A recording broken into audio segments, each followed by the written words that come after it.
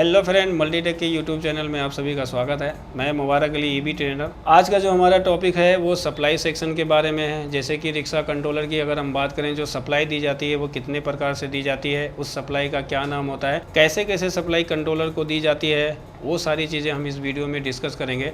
और उनसे आने वाले फॉल्ट के बारे में भी डिस्कस करेंगे कि सप्लाई सेक्शन से क्या क्या प्रॉब्लम देखने को मिलती है। तो आज का जो हमारा टॉपिक रहेगा इसी के ऊपर रहेगा। जैसा कि हमने यहाँ पे देख सकते हैं, बोर्ड पे हमने एक सर्किट को यहाँ पे ड्रॉ करके आपको समझाने की कोशिश किया है कि किसी भी कंट्रोलर को सप्लाई कितने प्रकार से दी जाती है। तो जैसा कि हम जानते हैं कि किसी भी कंट्रोलर की अगर बात की जाती है तो उसको सप्लाई दो तरीके से दी जाती है। एक सप्लाई को कहा जाता है डायरेक्ट सप्लाई के नाम से जाना जाता है और दूसरी सप्लाई को इनडायरेक्ट सप्लाई के नाम से जाना जाता है। तो सबसे पहले हम समझते हैं कि डायरेक्ट सप्लाई कैसे कंट्रोलर को दी जाती है और इनडायरेक्ट सप्लाई कैसे दी जाती है। तो जैसा कि जानते हैं कि किसी भी कंट्रोलर को, अगर ई रिक्शा कंट्रोलर की बात की जाए तो वो रिक्शा कंट्रोलर जो होता है 48 वोल्ट की सप्लाई पर ऑपरेट किया जाता है। तो सबसे पहले बैटरी को हमें सीरीज़ कनेक्शन देना होता है, यानी सीरीज़ कनेक्शन देके 4 बैटरी को हमें 48 वोल्ट में कन्वर्ट करना होता है। जब 48 वोल्ट कन्वर्ट हो जाता है तो वही 48 वोल्ट की सप्लाई सबसे पहले हमें कंट्रोलर के प्लस और माइनस यानी पॉजिटिव और नेगेटिव टर्मिनल को दी जाती है। तो ये कैसे इनका कनेक्शन होता है, कैसे दी जाती है, तो जैसा कि देख सकते हैं हमने एक बैटरी यहाँ पे लिया है। वैसे 4 बैटरी का ये कनेक्शन होता है, लेकिन हमने यहाँ पे सिंगल बैटरी लिया है आपको समझाने के लिए कि 48 वोल्ट की सप्लाई कैसे कंट्रोलर के प्लस माइनस को दी जाती है। तो यहाँ पे देखेंगे ये कंट्रोलर का पॉजिटिव टर्मिनल होता है, यहाँ से रेड वायर की सप्लाई निकलती है, यहाँ पे एमसीबी लगाई जाती है। एमसीबी जो होता है अकॉर्डिंग टू एम्पियर के लगाया जाता है, ठीक है। तो यहाँ पे एमसीबी को लगाया गया है वायर के प्रोटेक्शन के लिए लगाया जाता है। वायर का प्रोटेक्शन का मतलब क्या होता है कि जब भी आपका कंट्रोलर चार्ज होता है तो चार्जिंग के दौरान हाई एम्पियर अगर बन जाता है तो उस हाई एम्पियर को रोकने के लिए इस एमसीबी का यूज किया जाता है। ये एमसीबी क्या होता है, शट डाउन हो जाता है। जब ये शट डाउन हो जाता है तो ये चार्जिंग सेक्शन और कंट्रोलर की सप्लाई को रोक देता है, जिससे आगे के वायर शॉर्ट होने से बच जाते हैं। तो इसीलिए एमसीबी का यूज यहाँ पे किया जाता है एज ये प्रोटेक्शन के लिए किया जाता है, ठीक है। अब इस एमसीबी के दूसरे टर्मिनल से वही रेड वायर की सप्लाई निकलेगी और ये रेड वायर की सप्लाई कहाँ पे चली जाएगी, कंट्रोलर के पॉजिटिव टर्मिनल पे चली जाती है। तो अब यहाँ पे 48 वोल्ट की सप्लाई पहुँच जाती है, लेकिन ये काम कब करेगी, जब हम बैटरी की नेगेटिव सप्लाई कंट्रोलर के नेगेटिव से देंगे तभी ये सप्लाई हमारी एक्टिव मानी जाती है। कोई भी सप्लाई होती है, जैसे आप बहुत सारे सेक्शन में बहुत सारी आईसी के बारे में आप लोगों ने पढ़ा होगा कि किसी भी आईसी को अगर बीसीसी सप्लाई दी जाती है तो उसका ग्राउंड सप्लाई इंपॉर्टेंस होता है। अगर ग्राउंड सप्लाई उसकी मिसिंग हो जाएगी, ग्राउंड सप्लाई उसका ब्रेक हो जाएगा तो बीसीसी सप्लाई काम करना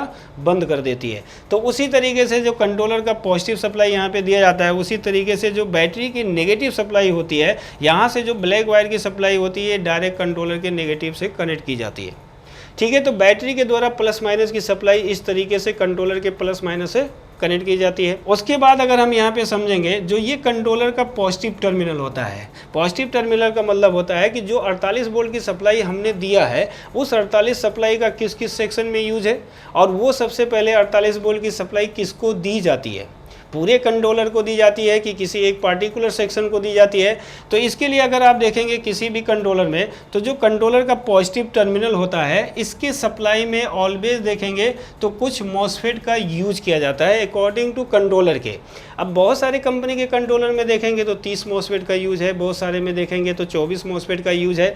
तो ये कम ज़्यादा मॉसफेट की संख्या हमें कंट्रोलर में देखने को मिलती है। तो ये जो मॉसफेट, टोटल मॉसफेट की अगर हम बात करें रिक्शा में, तो टोटल 24 मॉसफेट का यूज किया जाता है। इनको 2 भाग में डिवाइड किया जाता है। 12 मॉसफेट आपके अपर साइड होते हैं। अपर साइड का मतलब जो कंट्रोलर के पॉजिटिव टर्मिनल से कनेक्ट होते हैं उनको अपर मॉसफेट कहा जाता है। और 12 मॉसफेट आपके किस में होते हैं, लोअर सेक्शन में लगाए जाते हैं। यानी लोअर मॉसफेट का जो शंट रजिस्टर के द्वारा नेगेटिव टर्मिनल से कनेक्ट होते हैं उनको लोअर मॉसफेट के नाम से जाना जाता है। यहाँ पे देख सकते हैं कि कंट्रोलर का जो नेगेटिव टर्मिनल है शंट रजिस्टर के द्वारा लोअर मॉसफेट के किससे कनेक्ट है, सोर्स। यानी जो 12 मॉसफेट लोअर में लगे हैं उन 12 मॉसफेट का जो सोर्स होता है वो ऑलवेज किससे कनेक्ट रहेगा, नेगेटिव से कनेक्ट रहेगा। एक शंट रजिस्टर के द्वारा होता है।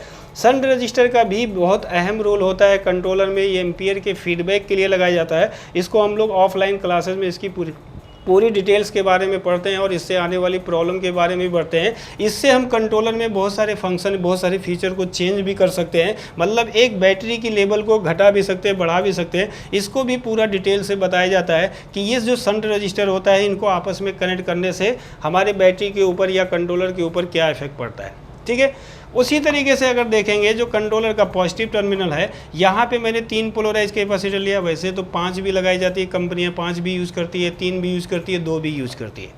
और ये ज़्यादातर जो पोलराइज कैपेसिटर होते हैं 470 माइक्रोफैरेड, और ज़्यादातर ये होते हैं या तो 63 वोल्ट के होते हैं। इस तरीके से इनके वोल्टेज के अकॉर्डिंग लगाया जाता है। ये जो ड्रेन की वोल्टेज होती है, यानी कंट्रोलर का जो पॉजिटिव टर्मिनल है, ये अपर मॉसफेट के किससे कनेक्ट होता है? ड्रेन से कनेक्ट होता है। देखो यहाँ पे जो भी मॉसफेट यूज़ किए गए हैं वो एन चैनल मॉसफेट होते हैं। एन चैनल मॉसफेट का काम होता है कि जब उसके गेट को चालू किया जाता है तो वो ड्रेन टू सोर्स क्या करता है? वोल्टेज को पास करता है, यानी अपने इनपुट वोल्टेज को वो किसको देता है? लोड को देने का काम करता है। अब कंट्रोलर में लोड क्या होता है? वो मोटर का फेस होता है, क्योंकि हमें मोटर को ही चलाना होता है तो उसके फेस को हमें वोल्टेज देना होता है। तो यहाँ पे मॉसफेट का जब मॉसफेट सेक्शन आपको पढ़ाया जाता है तो उसमें उसका पूरा डिटेल्स बताया जाता है, उसका सर्किट बताया जाता है कि कैसे ड्रेन टू सोर्स वोल्टेज को पास कराकर मोटर के फेस तक वोल्टेज पहुँचाया जाता है। तो यहाँ पे भी अपर मॉसफेट में भी देखेंगे तो 12 मॉसफेट लगेंगे, लेकिन ये 12 मॉसफेट का जो ड्रेन होगा वो 48 वोल्ट की सप्लाई से कनेक्ट होता है। यानी कहने का मतलब है जब भी आप बैटरी से 48 वोल्ट की सप्लाई देते हो तो ये सबसे पहले जो सप्लाई दी जाती है ये अपर मॉसफेट के ड्रेन को दी जाती है, बाकी कंट्रोलर के किसी भी सेक्शन को 48 वोल्ट की सप्लाई नहीं दी जाती है। क्योंकि कोई भी कंट्रोलर की अगर हम बात करें तो वो कंट्रोलर 2 वोल्टेज पे ऑपरेट होता है, एक 14 वोल्ट होता है, एक 5 वोल्ट होता है। इससे ज़्यादा कंट्रोलर के किसी भी सेक्शन में हमें इससे ज़्यादा वोल्टेज देखने को नहीं मिलता है। वैसे 14 वोल्ट को भी यहाँ पे डिवाइड कर दिया गया है 2 सेक्शन के लिए, एक अपर मॉसफेट के लिए जाएगा, एक लोअर मॉसफेट के लिए, मतलब ड्राइवर सेक्शन के लिए बनाया गया कि इसमें जो अपर और लोअर ड्राइवर होते हैं जो मॉसफेट के गेट को चालू और बंद करने का काम करते हैं, उस ड्राइवर सेक्शन को ये 14 वोल्ट दे दिया गया है। अब यही 14 वोल्ट ड्राइवर सेक्शन क्या करेगा? मॉसफेट के गेट पे भेजेगा, मॉसफेट का गेट चालू होगा और वो ड्रेन की वोल्टेज सोर्स को पास कर देगा, जिससे आपका मोटर चलता है। ठीक है, तो यहाँ पे जो भी 48 वोल्ट की सप्लाई देते हैं ये सबसे पहले अपर मॉसफेट के ड्रेन को जाती है।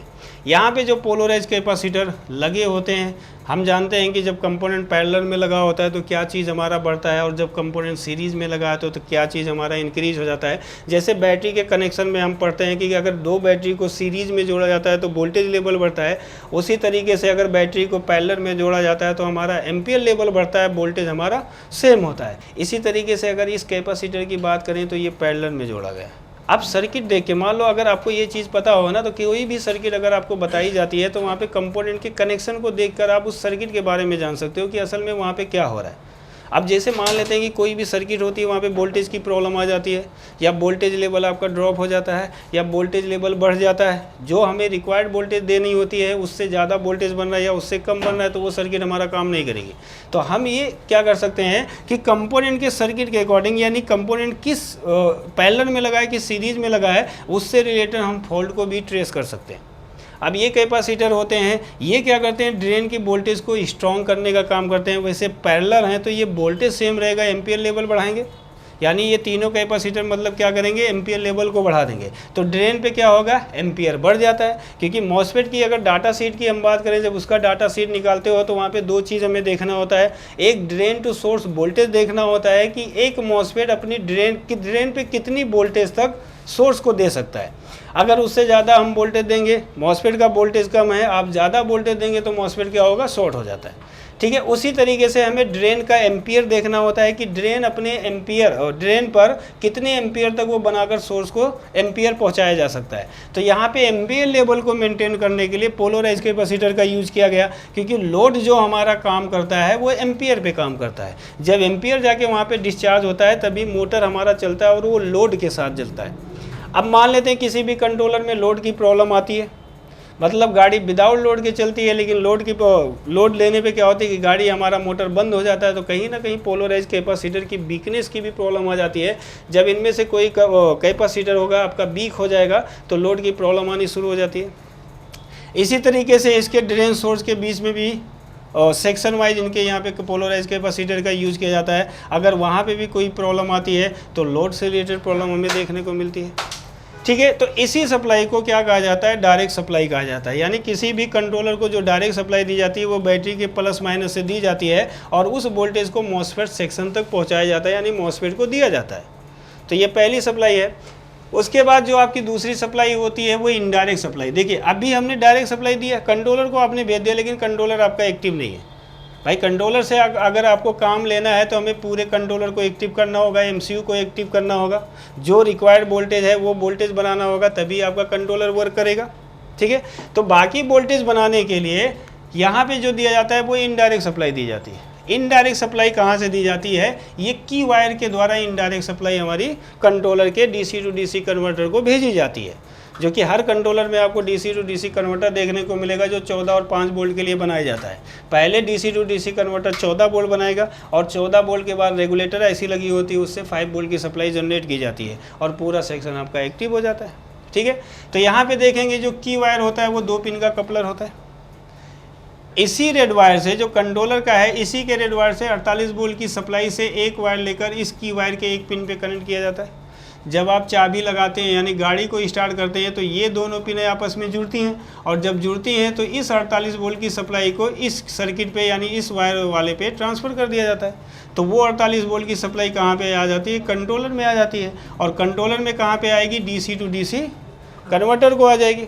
अब जैसे ही 48 वोल्ट की सप्लाई आएगी, डीसी टू डीसी कन्वर्टर काम करना शुरू करेगा और वहाँ पे 14 वोल्ट की सप्लाई बन जाएगी। अब 14 वोल्ट की जब सप्लाई बन जाएगी, जो सेक्शन 14 वोल्ट पे ऑपरेट होता है उसको 14 वोल्ट की सप्लाई मिल जाती है। अब हमें क्या करना है, वहाँ पे रेगुलेटर ऐसी लगी होती है, वो 14 वोल्ट से 5 वोल्ट की सप्लाई जनरेट की जाती है। अब जिस सेक्शन को 5 वोल्ट सप्लाई की ज़रूरत होती है उसको 5 वोल्ट की सप्लाई मिल जाती है और कंट्रोलर आपका पूरा एक्टिव हो जाता है, यानी काम करने के लिए रेडी हो जाता है। अब कंट्रोलर से आप काम ले सकते हैं। यहीं से देखेंगे जो आपका डीसी टू डीसी कन्वर्टर में जो की वायर के द्वारा 48 वोल्ट की सप्लाई दी जाती है, यहीं से एक हमारी सप्लाई जाती है की सेंसिंग सप्लाई होती है, यानी इसी सप्लाई के द्वारा एमसीयू आईसी को ऑन करना होता है। कभी भी अगर किसी भी आईसी से हमें काम लेना है तो सबसे पहले उस आईसी को ऑन करना होगा। अगर ये की सेंसिंग सप्लाई एमसीयू को नहीं जाएगा तो एमसीयू आईसी क्या होगी, स्लीप मोड में होगी। तो इस कंडीशन में क्या होगा कि कंट्रोलर का पूरा सेक्शन ओके होगा, 14-5 okay, MOSFET okay, driver okay, throttle, motor, hall sensor, everything सब कुछ ओके होगा और आपका कंट्रोलर नहीं वर्क करेगा। क्यों? क्योंकि एमसीयू आईसी तो स्लीप मोड में है। एमसीयू आईसी को एक्टिव किससे किया जाता है, की सेंसिंग सप्लाई के द्वारा एक्टिव किया जाता है। तो अगर ये सप्लाई भी ब्रेक हो जाती है तब भी आपका कंट्रोलर वर्क नहीं करता है। तो जब भी आप डीसी टू डीसी कन्वर्टर पे काम करते हैं तो हमें की सेंसिंग सप्लाई को चेक करना कंपलसरी होता है। यहाँ पे वोल्टेज डिवाइडर सर्किट बनाया जाता है, यहाँ पे हमारा हाई वोल्ट होता है और हाई वोल्टेज के द्वारा यहाँ पे 2.0 वोल्ट का जो वोल्ट होता है वो एमसीयू को दिया जाता है। तो एमसीयू आईसी क्या होती है, एक्टिव हो जाती है। अब जब एमसीयू आईसी एक्टिव हो जाती है तो इधर से 5.0 वोल्ट की सप्लाई जब एमसीयू को दी जाती है तो एमसीयू के पिनों पे पीडब्ल्यूएम की सप्लाई बनना स्टार्ट हो जाता है। अब PWM की सप्लाई बन जाती है तो इसका मतलब होता है कि एमसीयू आईसी क्या होगी, एक्टिव होगी और वो कंट्रोलर को ऑपरेट करा सकती है। क्योंकि अगर ये PWM की सप्लाई नहीं बनेगी तो PWM की सप्लाई जब आपकी नहीं बनेगी तो ड्राइवर सेक्शन आपका एक्टिव नहीं होगा, क्योंकि ड्राइवर सेक्शन को जो ऑपरेट कराता है वो एमसीयू ऑपरेट कराता है। किसके द्वारा? PWM के द्वारा। तो PWM बनाने के लिए हमें एमसीयू आईसी को 5.0 वोल्ट की सप्लाई देनी पड़ेगी। अगर 5.0 वोल्ट की सप्लाई नहीं जाएगी तो PWM नहीं बनेगा, तो इनका ड्राइवर सेक्शन काम करना बंद कर देगा, तब भी आपका कंट्रोलर वर्क नहीं करेगा। तो कहने का मतलब है कि दोनों सप्लाई जो किसी भी कंट्रोलर को दी जाती है, डायरेक्ट इनडायरेक्ट सप्लाई, वो दोनों सप्लाई आपकी इस तरीके से दी जाती है और दोनों सप्लाई आपकी काफ़ी इंपॉर्टेंस होती है। दोनों सप्लाई में से अगर किसी भी सप्लाई की प्रॉब्लम आती है तो कंट्रोलर में प्रॉब्लम आनी शुरू हो जाती है। तो जैसा कि आपने देखा कि किसी भी कंट्रोलर को सप्लाई 2 प्रकार से दी जाती है। हमने स्टेप बाय स्टेप इसको एक्सप्लेन किया, आपको समझाया कि किस तरीके से ये डायरेक्ट इनडायरेक्ट की सप्लाई दी जाती है। तो आज के वीडियो में बस इतना ही। नेक्स्ट वीडियो में मिलते हैं नए टॉपिक के साथ। जब तक के लिए थैंक यू, धन्यवाद।